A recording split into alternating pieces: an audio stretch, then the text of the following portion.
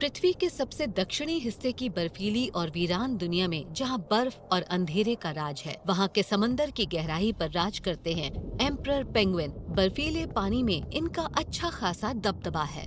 वो आम पेंगुइन से थोड़े बड़े होते हैं और उनका शरीर थोड़ा पतला होता है। इनका टॉर्पीडो के शेप का शरीर काला और सफेद होता है और सिर के दोनों तरफ बड़े पीले पैचेस होते हैं। इनके पास पंख तो हैं, पर ये उड़ नहीं सकते, कम से कम हवा में तो नहीं। ये सख्त काले हिस्से असल में फ्लिपर्स की तरह काम करते हैं। सिर्फ एंटार्क्टिका में पाए जाने वाले ये पेंगुइन कॉलोनीज में रहते हैं, जिनमें अक्सर 5000 से ज्यादा पेंगुइन्स होते हैं। ये वहीं ब्रीडिंग करते हैं और अपने बच्चों को जमीन से जुड़ी समंदर की बर्फ पर या समंदर में तैरने वाले बर्फ के टुकड़ों पर पालते हैं। आखिर ये इतनी ठंडी जगह पर गर्म कैसे रहते हैं? जी हाँ, एक दूसरे से चिपक कर। हम अक्सर इन पेंगुइन्स को एक दूसरे से चिपक कर खड़े हुए देखते हैं। वो एक दूसरे से कडल करते हैं और बारी बारी से जगह बदलकर बीच में और बाहर आते हैं ताकि पूरी कॉलोनी को बराबर गर्मी मिले। इस कलेक्टिव बॉडी हीट से कंडक्शन यानी सीधे संपर्क और कन्वेक्शन के जरिए इनके आसपास का वातावरण गर्म हो जाता है और इनके बीच की हवा भी गर्म हो जाती है। इतनी बड़ी कॉलोनी से पेंगुइन्स एक ही साथी चुनते हैं जिसके साथ वो अपना पूरा जीवन बिताते हैं। एम्परर पेंगुइन्स हमेशा एक ही साथी के साथ रहते हैं। वो पूरा ब्रीडिंग सीजन अपने साथी के साथ बिताते हैं और बच्चों की देखभाल करते हैं। पर दक्षिण के बर्फीले वातावरण में बच्चों को पालना उतना आसान नहीं है। एंटार्क्टिक के वातावरण में रहना बहुत मुश्किल है, इसलिए वहाँ रहने वाले किसी भी जानवर को जिंदा रहने के लिए खास अडेप्टेशंस करने पड़ते हैं। इस बर्फीली जगह में खाना कम मिलता है और अक्सर बर्फ के नीचे गहराई में छिपा होता है। तो ये उसे पकड़ते कैसे हैं? उन्हें मिले एक खास कुदरती तोहफे से, गहराई में डाइव करने की क्षमता से। एम्परर पेंगुइन्स क्रिल, स्क्विड और एंटार्क्टिक सिल्वरफिश खाते हैं। उनके पास खाना हासिल करने का बस एक ही तरीका है और वो है पानी में डाइव करना। एम्परर पेंगुइन्स एक ही सांस में 500 मीटर से ज्यादा गहराई तक पहुंच सकते हैं। रिक्रिएशनल स्कूबा डाइवर्स भी आमतौर पर करीब 50 मीटर गहराई तक ही जा पाते हैं, पर एम्परर पेंगुइन्स बिना किसी शारीरिक दिक्कत के अक्सर 500 मीटर की गहराई तक डाइव कर लेते हैं। इसके लिए उनके शरीर में हुई कुछ बहुत बड़ी अडेप्टेशंस जिम्मेदार हैं। उनकी रिकॉर्ड की गहरी सबसे लंबी डाइव पूरे 32 मिनट की थी। पर ये इतने लंबे समय तक पानी के नीचे कैसे रहते हैं? जब पेंगुइन डाइव करता है तो सबसे पहले वो हाइपोवेंटिलेट करता है, यानी अपने खून में ज्यादा से ज्यादा ऑक्सीजन भर लेता है। फिर वो ऑक्सीजन से भरा सारा खून अपने मसल्स में भेज देता है और उसके बाद डाइव करना शुरू करता है। और डाइव करते वक्त वो अपने शरीर को हिलाना पूरी तरह बंद कर देता है, मानो वो सिर्फ कोई भारी चीज हो।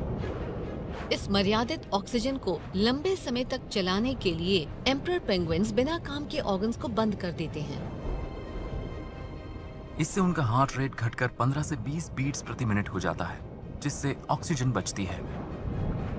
पानी में ऑक्सीजन की बचत हो पाए इसलिए इनके मसल्स भी खास तरह के बने होते हैं।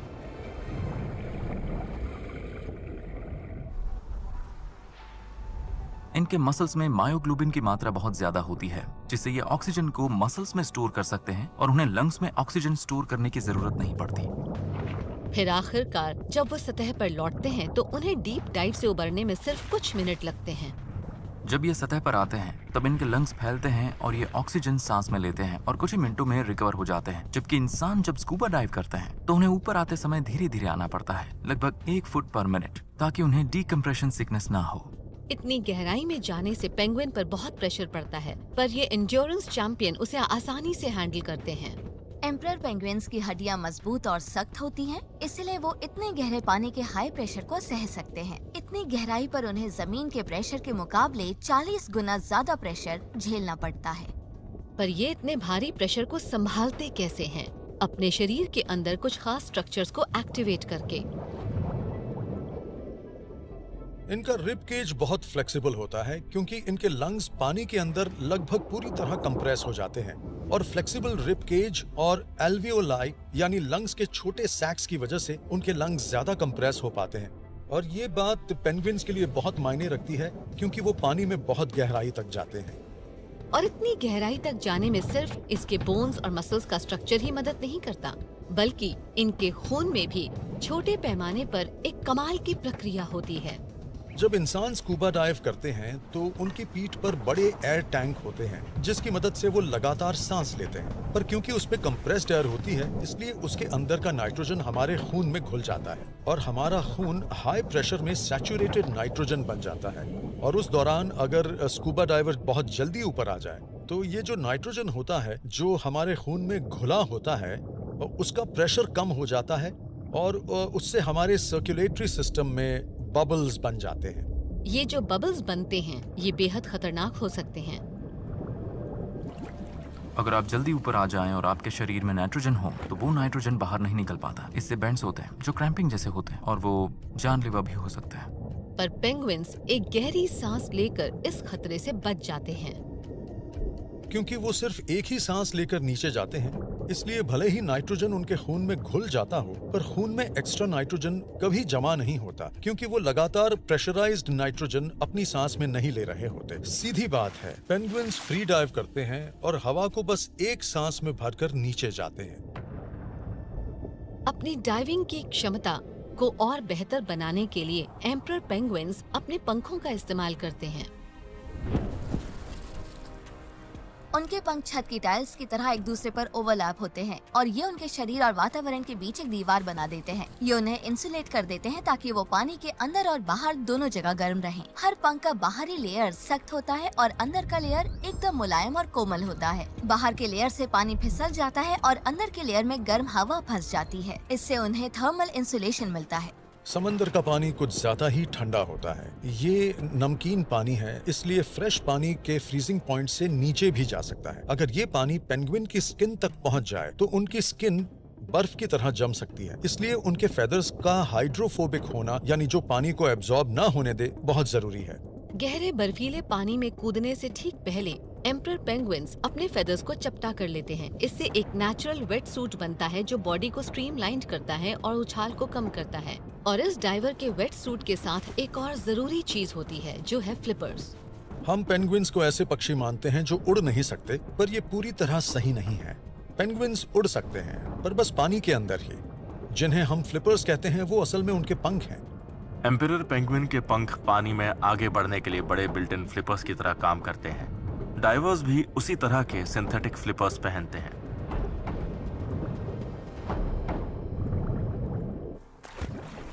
पर गहराई में तैरते हुए अपने शिकार तक पहुंचने के लिए पेंगुइन्स को मसल्स के एक और खास सेट को एक्टिवेट करना पड़ता है। एम्परर पेंगुइन्स के कंधों के बीच कुछ खास मसल्स होते हैं जिनसे वो फ्लिपर्स को ऊपर उठाते हैं और फिर चेस्ट के मसल्स को एक्टिवेट करके उन्हें नीचे लाते हैं। इससे ये पानी में 10 किलोमीटर प्रति घंटे तक की रफ्तार से तैर या उड़ सकते हैं। इनके फ्लैपिंग के इस तरीके से इंस्पायर होकर साइंटिस्ट्स ने एक अंडर वाटर प्रोपल्शन मशीन बनाई जो एम्परर पेंगुइन के कंधों और पंखों के सिस्टम पर बेस्ड है। इस अनोखे मैकेनिज्म में स्फेरिकल जॉइंट होता है जो हाथ जैसा ही होता है और इन्हें 360 डिग्रीज घूमने में बहुत मदद करता है और इस वजह से एक एफिशिएंट प्रोपल्शन सिस्टम बनता है। हालांकि एम्परर पेंगुइन के ताकतवर पंखों को एक्स्ट्रा बूस्ट उसके अच्छे से डिजाइन किए गए पैरों से मिलता है। एम्परर पेंगुइन्स के पैर जुड़े हुए होते हैं जिससे वो ज्यादा पानी पीछे धकेलते हैं और उससे उनकी तैरने की ताकत बढ़ जाती है। तैरते वक्त वो अपने पैरों को आगे पीछे पैडल करते हैं और उनके पैरों की एक्स्ट्रा स्किन से प्रोपल्सिव फोर्स बनता है। ये वेबिंग मजबूत और पतली स्किन के लेयर्स से बनी होती है जो उनके पैरों की उंगलियों को जोड़कर पैडल जैसा शेप बनाती है। इनके जुड़े हुए पैर इन्हें और ज्यादा फुर्तीले बनाते हैं और ये उनके तेजी से भागने वाले शिकार का पीछा करने के लिए जरूरी है। डीप डाइव के दौरान एम्परर पेंगुइन अपने पैरों को नाव के रडर की तरह इस्तेमाल करते हैं। इससे वो सटीक टर्न्स ले सकते हैं और फौरन अपनी दिशा बदल सकते हैं। और ये रडर जैसे पैर सिर्फ पानी में ही काम नहीं आते। एम्परर पेंगुइन्स के पैरों में मजबूत फ्लेक्सर मसल्स होते हैं जो दो जॉइंट्स के बीच के एंगल को कम करते हैं, बिल्कुल हमारी एल्बो की तरह। इसकी वजह से ये पानी में सटीक तरीके से घूम भी सकते हैं और साथ ही जमीन पर सीधे खड़े होकर डोल भी सकते हैं। ये अडैप्टेशंस सिर्फ इन्हें अलग अलग मूवमेंट करने में ही मदद नहीं करते, बल्कि इनके शरीर के तापमान को भी रेगुलेट करते हैं, जिससे ये पंछी इतनी ठंड में भी आराम से जी पाते हैं। एम्परर पेंगुइन्स के पैरों पर भी खास स्केल्स होते हैं जो थर्मल कंडक्टिविटी को कम करते हैं। इससे उन्हें फ्रॉस्ट बाइट होने का खतरा कम हो जाता है और भयानक ठंड में भी इनका एंड्योरेंस बढ़ जाता है। जब हम पेंगुइन्स और उनके अडेप्टेशन के बारे में सोचते हैं तो मुझे स्पेस सूट्स याद आते हैं। उनके पंख उनके शरीर के तापमान को बनाए रखते हैं, भले ही वो इतने ठंडे वातावरण में रहते हों। 1984 में स्पेस सूट मैन्युफैक्चरर ज़ेवेस्डा ने प्रोफिलैक्टिक बॉडी लोड सूट बनाया जो द पेंगुइन के नाम से मशहूर है। प्रकृति ने आर्कटिक के इस पंछी को इतना असरदार सूट दिया है कि उससे हम इंसानों को सबसे कठोर वातावरण का सामना करने के लिए प्रोटेक्टिव गियर बनाने की प्रेरणा मिली। एम्परर पेंगुइन्स और स्पेस सूट्स दोनों प्रेशर चेंजेस को बहुत अच्छे से रेगुलेट कर सकते हैं जो डिकम्प्रेशन सिकनेस का कारण बन सकता है। इन स्पेस सूट्स में गैस प्रेशर लेयर्स लगी होती हैं जो कम प्रेशर वाले वातावरण में एस्ट्रोनॉट्स को डिकम्प्रेशन सिकनेस से बचाती हैं। एम्परर पेंगुइन्स धरती के सबसे ज्यादा सहन शक्ति वाले जीवों में से एक हैं। इनके खास पंख, पैर और इंटरनल सिस्टम्स मिलकर इन्हें समंदर की गहराई तक पहुंचने की लाजवाब क्षमता देते हैं। नॉर्थ अमेरिका के खेतों और जंगलों के ऊपर से शानदार मोनक बटरफ्लाई अपने माइग्रेशन का सफर शुरू करती हैं। पर ये पूरे कॉन्टिनेंट के इस मुश्किल सफर को नेविगेट कैसे करती हैं? मोनार्क शायद पूरी दुनिया की सबसे मशहूर बटरफ्लाई है। अपने खूबसूरत वार्म टोन से पहचानी जाने वाली इस तितली के पंख इस लंबे सफर में इसका पहला सुरक्षा कवच बनते हैं। इनका ब्राइट ऑरेंज रंग इस बात का संकेत है कि ये जहरीली हैं। असल में ये उनका शिकार करने वालों के लिए चेतावनी है कि मुझे मत खाओ, मैं जहरीली हूँ, तो मैं उल्टी हो जाएगी। मोनक का वजन 0.5 ग्राम से भी कम होता है, पर इसके छोटे कद से धोखा मत खाना। ये तितली बहुत ताकतवर होती हैं, खासकर जब ये साथ मिलकर रहती हैं। ऐसा ये अक्सर सेंट्रल मेक्सिको के पहाड़ों में सर्दियों के मौसम में करती हैं। रात में गर्म रहने के लिए मोनार्क बटरफ्लाईज हजारों लाखों की संख्या में झुंड बनाकर एक साथ चिपक जाती हैं। भले ही एक मोनार्क बटरफ्लाई बहुत हल्की हो, पर हजारों बटरफ्लाईज मिलकर पेड़ की मजबूत डाली को तोड़ सकती हैं।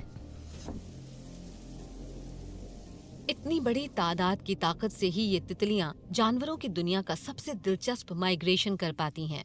पर इस सफर पर निकलने से पहले इन तितलियों को मैच्योर होना पड़ता है। हर बटरफ्लाई की तरह मोनार्क भी मेटामॉर्फोसिस से गुजरती है। तो उनकी जिंदगी की शुरुआत बतौर एग होती है, फिर वो कैटरपिलर और उसके बाद क्रिसलिस में बदल जाती हैं और आखिर में वो बटरफ्लाई बनती हैं जिन्हें हम पसंद करते हैं। ये असल में कुदरत का करिश्मा है। और फिर समय आता है उड़ने का। ये बटरफ्लाईज अपनी गर्मियां नॉर्थ अमेरिका में बिताती हैं और फिर मौसम के अंत में कुछ खास ट्रिगर्स उन्हें बताते हैं कि अब साथ में जाने का समय आ गया है। पर इनके जाने का वक्त किस तरह तय होता है? मोनार्क बटरफ्लाईज कुछ ट्रिगर्स को संकेत मानकर तय करती हैं कि अब साउथ में जाने का समय हो गया है, जैसे मिल्कवीड का सूखना जो इनका मुख्य खाना है, दिन छोटे होना और तापमान में गिरावट होना। जैसे ही इन्हें ये संकेत मिलते हैं, ये तितलियां एनिमल किंगडम का सबसे लंबा सफर शुरू करने के लिए निकल पड़ती हैं। मोनार्क बटरफ्लाईज एक दिन में 160 किलोमीटर तक उड़ सकती हैं। वो रोज लगभग 4 से 6 घंटे उड़ती हैं और उनका पूरा माइग्रेशन लगभग 4800 किलोमीटर तक हो सकता है। पूरा दिन अपने नाजुक पंख फड़फड़ाने के बाद ये आराम करने के लिए और अच्छा खाना ढूंढने के लिए जमीन पर उतरती हैं।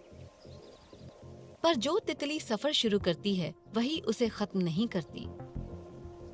नॉर्दर्न हेमिस्फेयर की एडल्ट बटरफ्लाई सदर्न के अलग अलग लोकेशंस में जाती हैं और जब वो नॉर्थ में वापस आती हैं तब तक उनकी कई पीढ़ियां बदल चुकी होती हैं।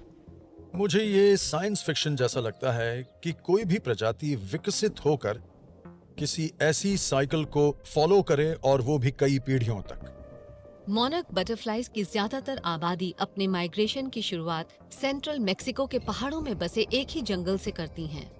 पहली पीढ़ी एक जगह पहुंचती है, वहां मीट करती है और अंडे देती है।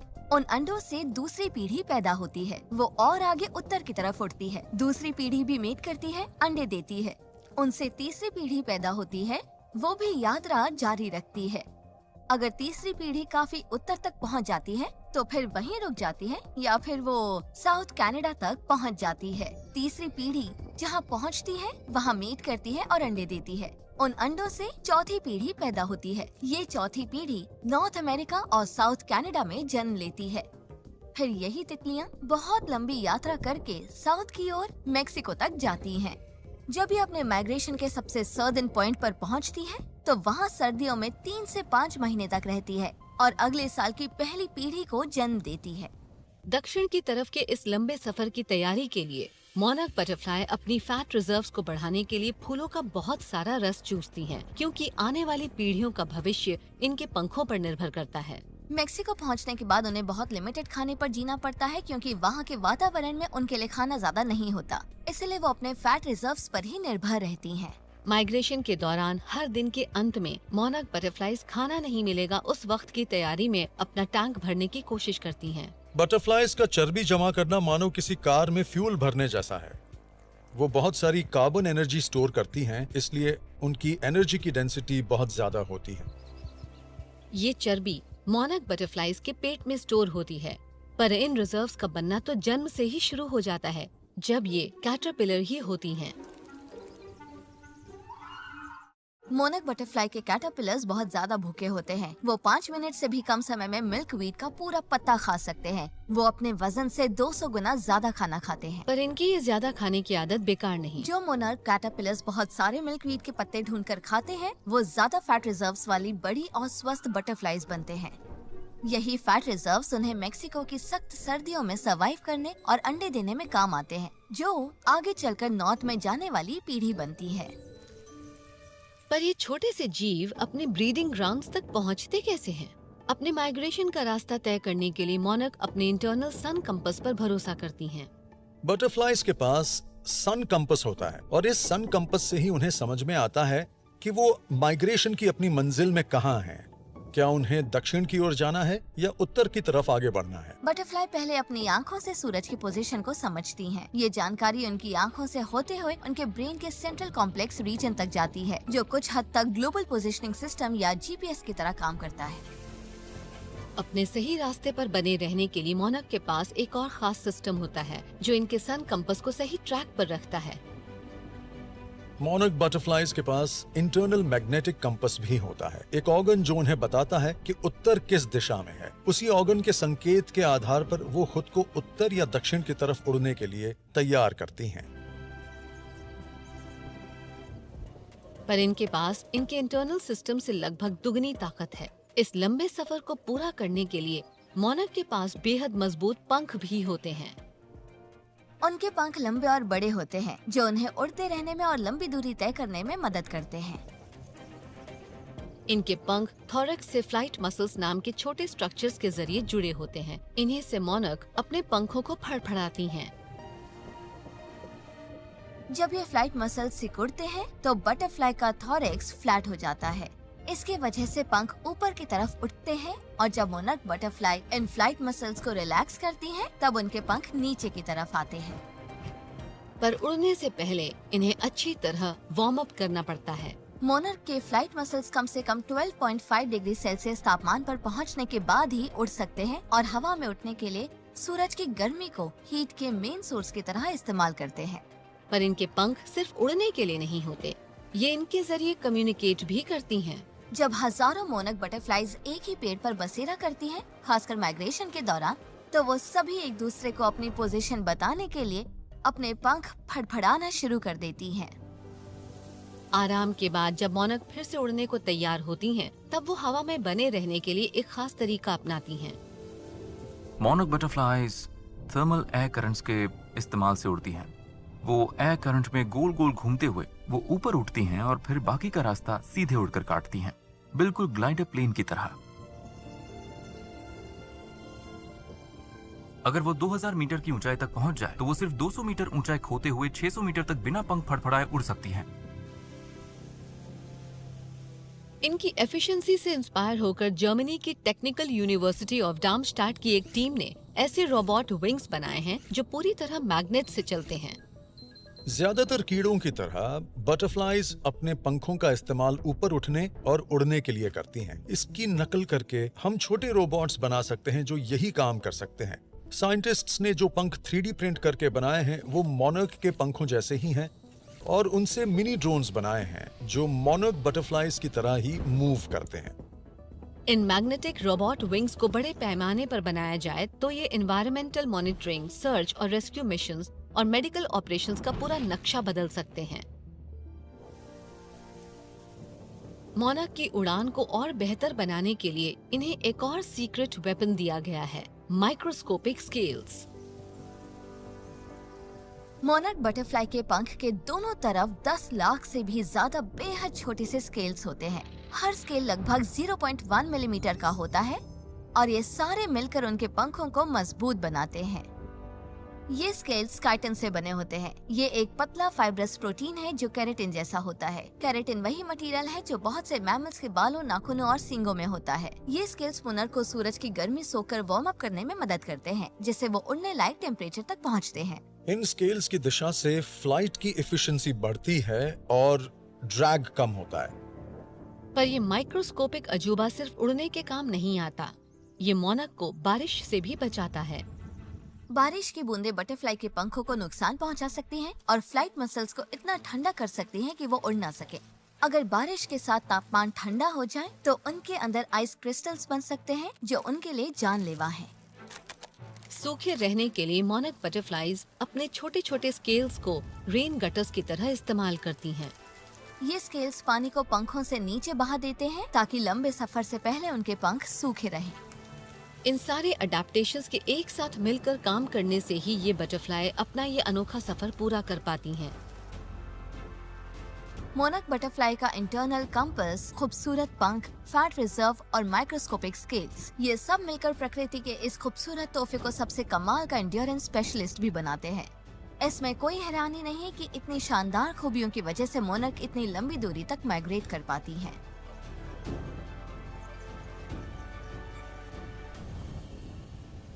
जब मोनार्क आसमान को ऑरेंज और ब्लैक रंग से भर देती हैं, तब नीचे घास के मैदानों में एक और एंड्योरेंस चैंपियन दौड़ रहा होता है।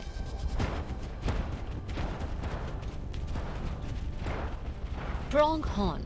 इनको देखना आसान नहीं है क्योंकि ये तेजी से भाग निकलने की कला में बेहद माहिर हैं। प्रोंग हॉर्न्स दौड़ने के लिए ही बने हैं। ये चीता के बाद दुनिया के सबसे तेज भागने वाले जानवर हैं। ये 92 किलोमीटर प्रति घंटे की रफ्तार से दौड़ सकते हैं। चीता सबसे तेज दौड़ सकते हैं, लेकिन प्रोंग हॉर्न्स की एंड्योरेंस उनसे बेहतर होती है।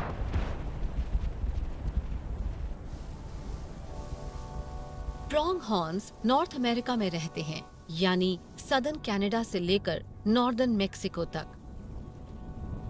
हर साल ये झुंड बिना थके दक्षिण की तरफ एक लंबे सफर पर निकलते हैं, हरे भरे चारों के मैदान की तलाश में। प्रोंग हॉर्न्स के माइग्रेशन की दूरी नॉर्थ अमेरिका के किसी भी लैंड मैमल से लंबी होती है। ये 240 किलोमीटर तक फैली होती है। हर साल नवंबर में जब बर्फ गिरने लगती है और तापमान शून्य के नीचे चला जाता है, तब ये दक्षिण की ओर अपना खाना ढूंढने निकल पड़ते हैं। वायोमिंग में, जहां प्रोंग हॉर्न की सबसे बड़ी तादाद है, वहां ये ग्रैंड टेटन नेशनल पार्क से ग्रीन रिवर वैली तक माइग्रेट करते हैं। प्रोंग हॉर्न को अपनी मंजिल तक पहुंचने में लगभग 3 दिन लगते हैं और ये रोजाना करीब 80 किलोमीटर चलते हैं। ये इनकी सबसे तेज रफ्तार तो नहीं है, पर उनके रास्ते में इंसानों की बनाई रुकावटें आती हैं, जैसे कि फेंसेस, हाउसिंग डेवलपमेंट्स और हाईवेज। पर ये समझदार मैमल्स इस चुनौती के लिए तैयार होते हैं। प्रोंग हॉर्न्स अंगुलेट्स की कैटेगरी में आते हैं और अंगुलेट्स वो मैमल्स होते हैं जिनके हूव्स होते हैं। अंगुलेट्स फूड चेन का अहम हिस्सा हैं। ये पौधे खाते हैं और बीज और पोषक तत्वों का फैलाव करते हैं, पर ये अमेरिका के जंगलों में बसने वाले कई खूंखार शिकारियों का मुख्य भोजन भी हैं। तो फिर ये इस खतरनाक सफर में इनका शिकार बनने से बचते कैसे हैं? प्रोंग हॉर्न 92 किलोमीटर प्रति घंटे की रफ्तार से दौड़ सकते हैं और 30 किलोमीटर से ज्यादा दूरी तक 48 किलोमीटर प्रति घंटे की रफ्तार को मेंटेन रख सकते हैं।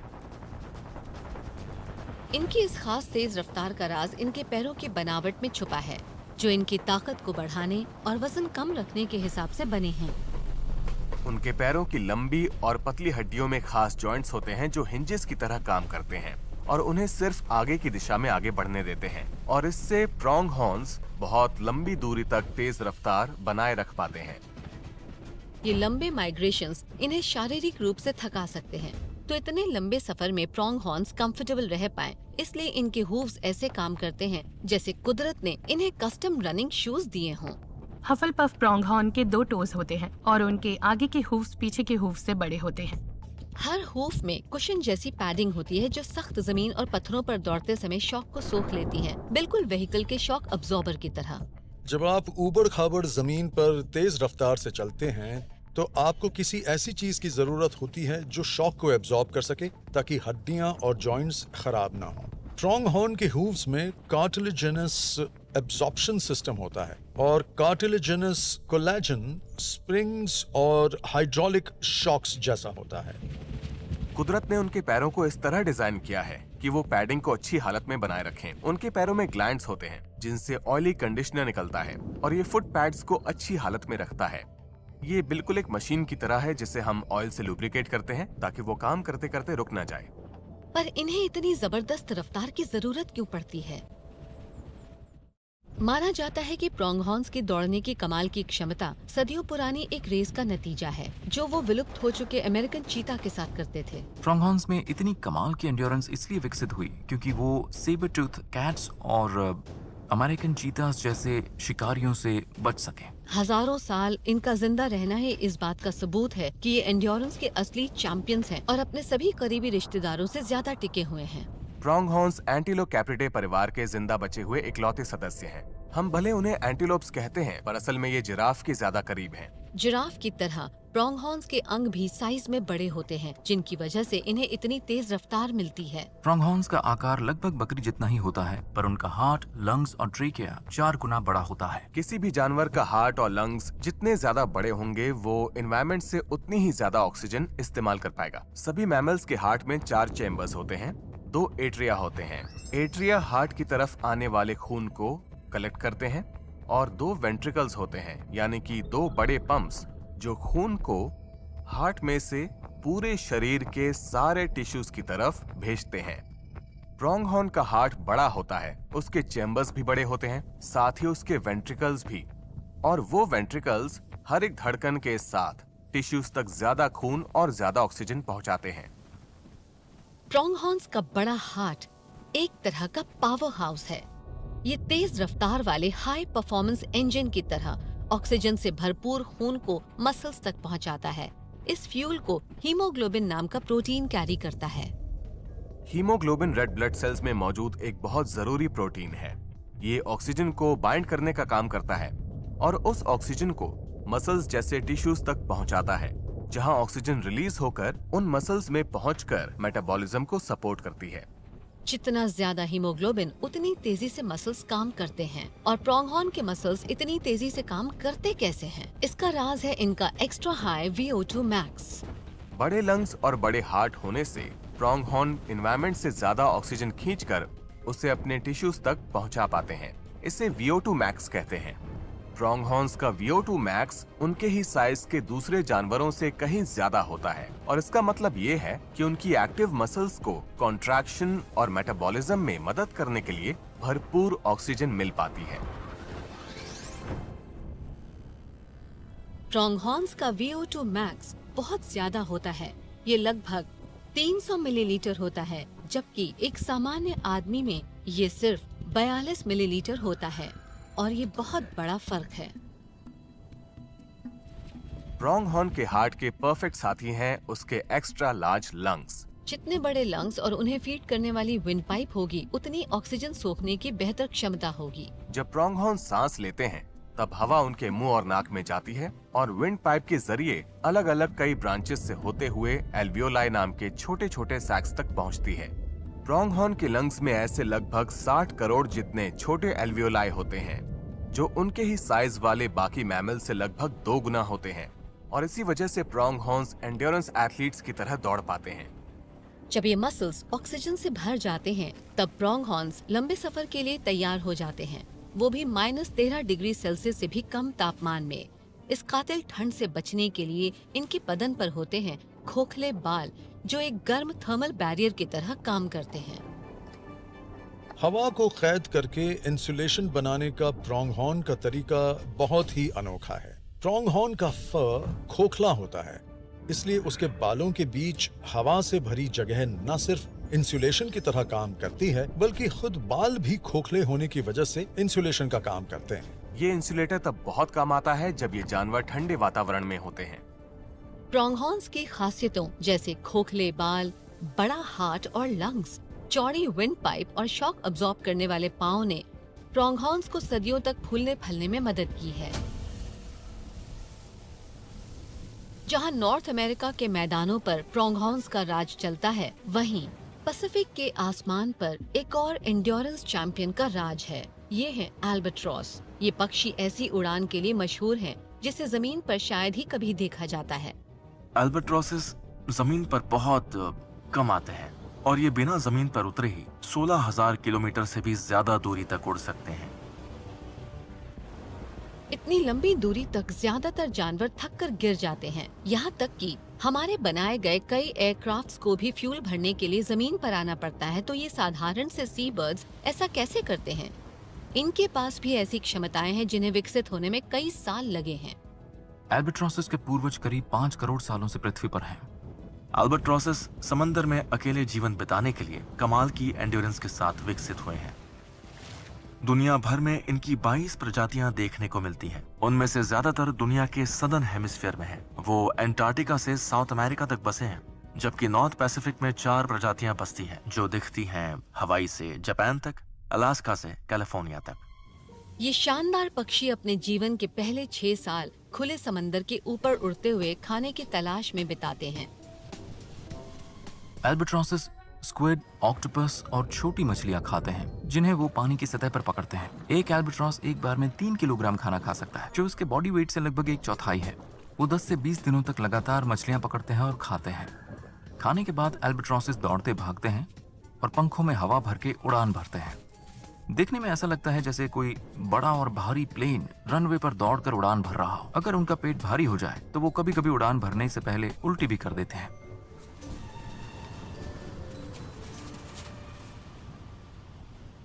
जब आसमान में उड़ने का समय आता है, तब एल्बाट्रॉसेस अपने अनोखे डिजाइन वाले पंखों का इस्तेमाल करते हैं। एल्बाट्रॉसेस के पंख लगभग 3.5 मीटर फैलते हैं और उनका वजन 10 किलोग्राम तक हो सकता है। एल्बाट्रॉस के पंख बहुत बड़े लेकिन हल्के होते हैं। जब वो उड़ते हैं तो उनके पंखों के ऊपर की हवा नीचे की हवा से तेज चलती है। हवा के प्रेशर के रेट के इस फर्क से पंख के ऊपर और नीचे के हिस्से में भी प्रेशर बनता है और उन्हें ऊपर उठने में मदद मिलती है। उनके पंख बहुत बड़े होते हैं, इसलिए वो बिना ज्यादा मेहनत किए लंबे समय तक उड़ सकते हैं। उनके पंखों के सिरों पर छोटे मुड़े हुए हिस्से होते हैं जिन्हें विंगलेट्स कहते हैं। ये हवा के गोल गोल घूमने वाले झोंकों को बनने से रोकते हैं, जिससे उड़ान और आसान हो जाती है। इनके विंगलेट्स इतने कमाल के हैं कि मॉडर्न एयरक्राफ्ट के पंख के डिजाइन भी इनसे इंस्पायर होकर बने हैं। एल्बाट्रॉस ने आसानी से उड़ान भरने के लिए बेहद एफिशिएंट विंगलेट्स विकसित किए और हमने भी एल्बाट्रॉस और कई दूसरे पक्षियों से प्रेरणा लेकर अपने एयरक्राफ्ट में नए नए सुधार किए। एयरक्राफ्ट के पंखों के सिरों पर विंगलेट्स जोड़ने से उनकी एफिशिएंसी बढ़ गई है, ड्रैग कम हो गया है और फ्यूल एफिशिएंसी भी बढ़ी है। पर इतने लंबे समय तक एल्बाट्रॉसेस का हवा में बने रहना कैसे संभव है? इसकी वजह है इनके पंखों में एक खास एल्बो लॉक टेंडन सिस्टम। उनके लिगामेंट्स या टेंडन्स लॉक हो सकते हैं और उन लिगामेंट्स को अपनी जगह पर लॉक करने के बाद उन्हें अपने बॉडी वेट को सपोर्ट करने के लिए मसल्स की जरूरत नहीं पड़ती। उड़ान के दौरान और एनर्जी बचाने के लिए एल्बाट्रॉसेस एक खास टेक्निक का इस्तेमाल करते हैं, जो है डायनामिक सोरिंग। डायनामिक सोरिंग उड़ान की एक ऐसी टेक्निक है जिसमें पक्षी या एयरक्राफ्ट अलग अलग विंड स्पीड्स वाले एरियाज के बीच उड़कर हवा से एनर्जी निकालते हैं। सतह पर सर्फ करते रहने से वो बिना पंख फड़फड़ाए अपनी रफ्तार बनाए रख सकते हैं। एल्बाट्रॉस एक दिन में 1000 किलोमीटर तक सफर कर सकते हैं और बिना जमीन को छुए समंदर में सालों बिता सकते हैं। ये कमाल के फ्लायर्स 127 किलोमीटर प्रति घंटे की रफ्तार से उड़ सकते हैं। पर बाकी पंछियों की तरह एल्बाट्रॉसेस के लिए भी हाइड्रेशन जरूरी है। तो ये समंदर का नमकीन पानी कैसे पीते हैं? इसकी वजह ये है कि ये पंछी समंदर का पानी पी सकते हैं, पर इनकी ये खासियत दूसरे जानवरों और इंसानों के लिए भी खतरनाक हो सकती है।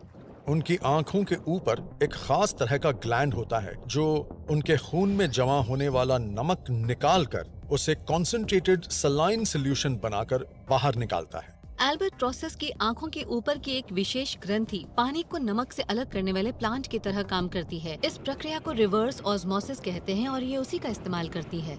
हमने समंदर के खारे पानी को मीठा बनाने के लिए कई तकनीकें बनाई हैं। इसके लिए हम रिवर्स ऑस्मोसिस नाम की प्रक्रिया का उपयोग करते हैं, जिसमें पानी को खास झिल्लियों से दबाव डालकर निकाला जाता है। ये झिल्लियां पानी को तो जाने देती हैं, लेकिन नमक को रोक देती हैं। पानी को पीने या खेती के लायक बनाने के लिए ये प्रक्रिया कई बार करनी पड़ती है। फिर भी ये तकनीकें बहुत एफिशिएंट नहीं हैं। लेकिन अल्बाट्रॉस पक्षी की एक खास ग्रंथि ये काम आसानी से और सफाई से कर लेती है, इसलिए वैज्ञानिक भी उसे सीखने की कोशिश कर रहे हैं कि पानी को सस्ते और बेहतर तरीके से कैसे साफ किया जाए। एल्बाट्रोसेस की बेमिसाल एंड्योरेंस और डिजाइन से प्रेरणा लेकर हमने कई आधुनिक मशीन्स का निर्माण किया है। हमें समझ में आ गया है कि लगातार उड़ते रहना बहुत मुश्किल है, इसलिए हम एल्बाट्रॉस की नकल करके ऐसे एयरक्राफ्ट बना रहे हैं जो लंबे समय तक हवा में रहें और उड़ सकें। अब तक ऐसे कई साइंटिफिक एक्सपेरिमेंट्स और प्रोटोटाइप्स बने हैं जो उड़ने के लिए पंख के ऊपर लगे सोलर सेल्स इस्तेमाल करते हैं ताकि ड्रोन्स दिनों या हफ्तों तक हवा में रह सकें। इस तरह के एयरक्राफ्ट दूर दराज के इलाकों में वायरलेस इंटरनेट और मोबाइल सर्विस दे सकते हैं, और वो भी बिना किसी इंफ्रास्ट्रक्चर बनाए।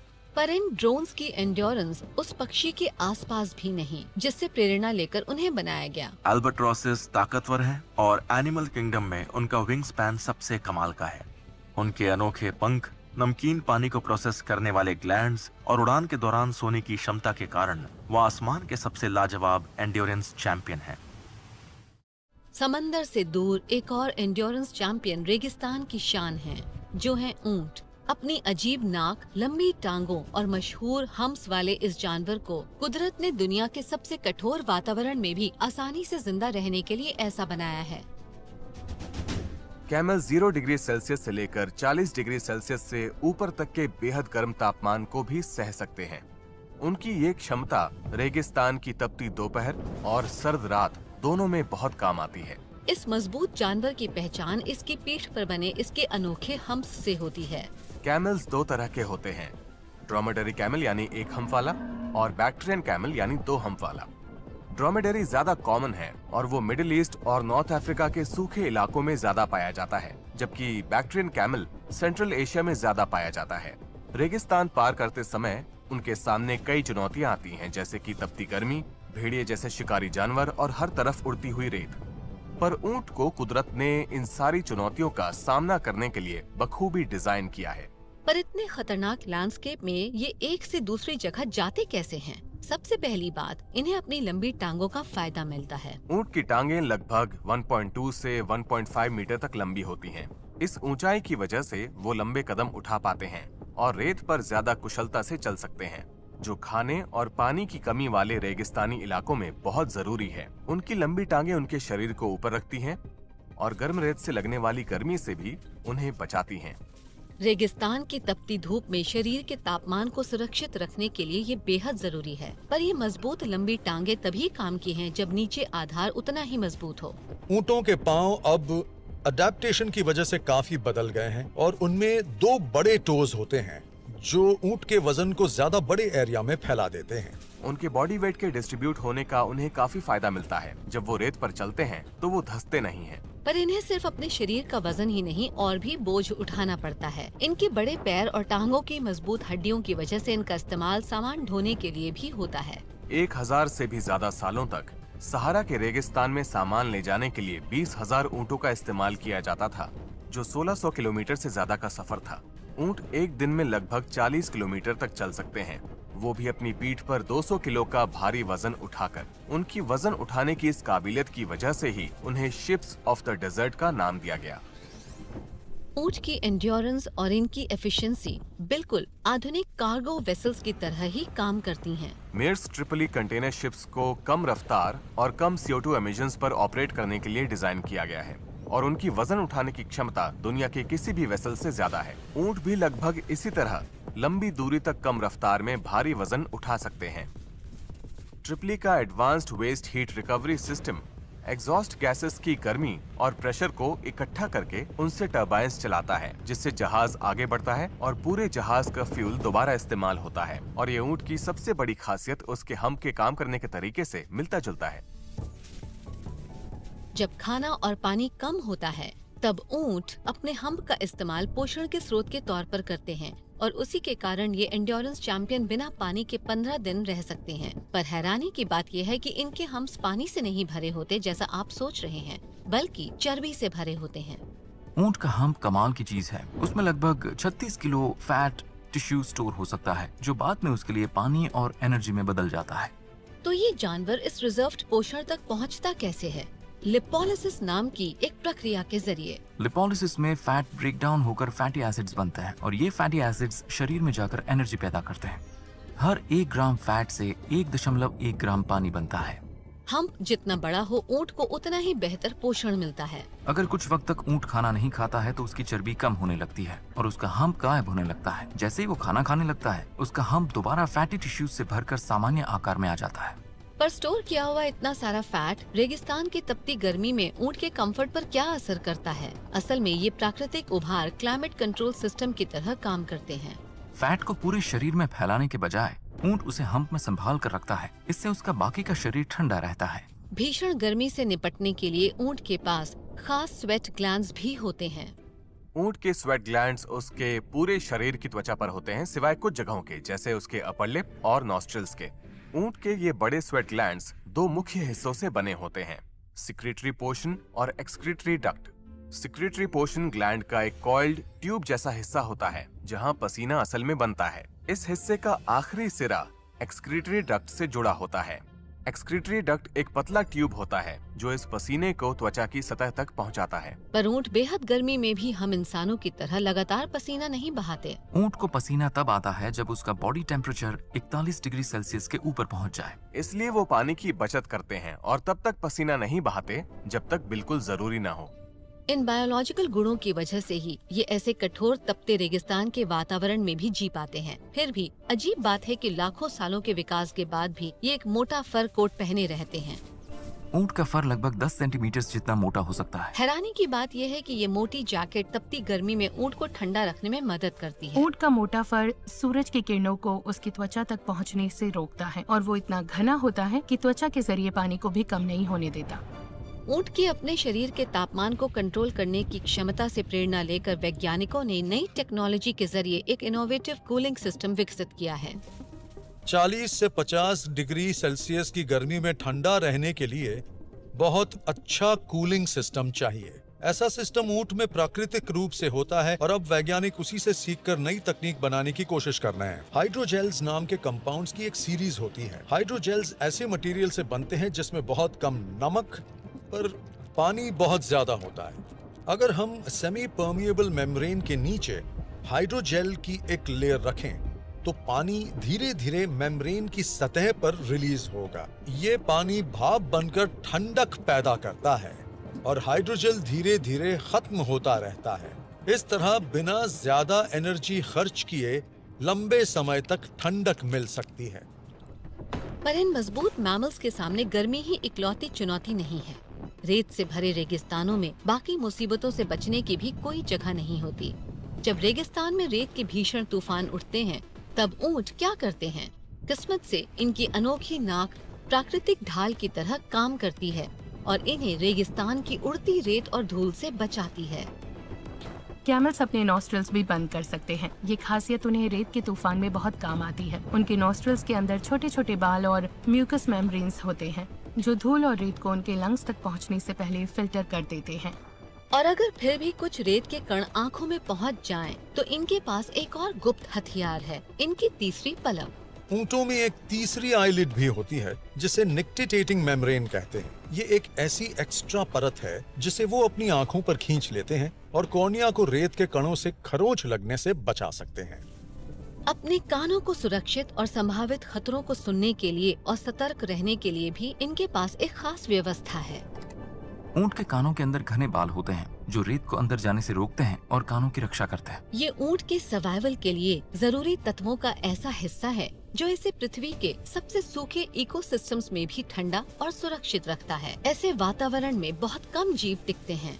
ऊंट के साथ साथ एम्परर पेंगुइन, मोनक बटरफ्लाई, प्रोंगहॉर्न एंटीलोप और एल्बाट्रॉस। कुदरत ने इन सभी को कठिन वातावरण और परिस्थितियों में जिंदा रहने के हिसाब से बनाया है। अंटार्कटिका से लेकर नॉर्थ अमेरिका तक, साउथ और नॉर्थ पैसिफिक से लेकर मिडिल ईस्ट और नॉर्थ अफ्रीका तक, ये एंड्योरेंस चैंपियंस पृथ्वी के सबसे कठोर वातावरण में रहकर उससे जीतने के लिए बने हैं।